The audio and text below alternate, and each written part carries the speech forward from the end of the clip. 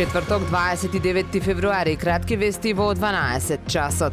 Откако кон крајот на јануари започна санацијата на сидриштето Билјанини извори во каналот Студенчишта, конкретно кај Центарот за обука на вода во Охрид, истата како да стагнира. Отстранети се дрвените делови од патеката кон каналот, која беше во многу лоша состојба и скоро беше урната. Од она што може да се види на терен, започната е и санацијата на една од пристапните патеки. Реконструкцијата, меѓу другото, треба да опфати поставување дрвени колови и дрвена платформа и парапетен бетонски ѕид покрај пешачката патека.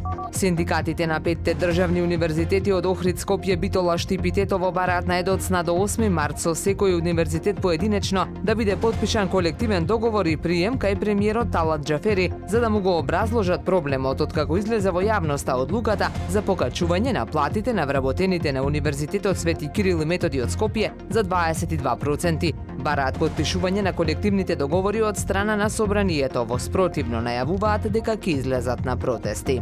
Македонската туристичка метропола градот Охрид наскоро преку регионалниот центар за средно стручно образование и обука Ванчо Питошевски ќе влезе во друштвото на најдобрите од земјите на поранешна Југославија, но и Југоисточна Европа, кога е во прашање средното стручно образование на кадри во туризмот и угостителството. Оваа образовна установа преминува во современ сместувачко образовен капацитет со завидни димензии и капацитети. Центарот добива практично хотелски комплекс од 120 легла во кој во текот на школската година ќе бидат сместени дел од учениците, а преку лето ќе може да се примаат и гости, обслужувани од самите ученици и вработените, со што ќе ја обавуваат и практичната настава.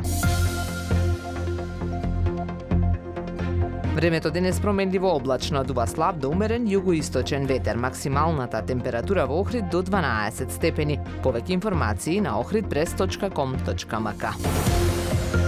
Уредник и водител на вестите Даниела Спасик. Технички реализатор Реџеп Селман.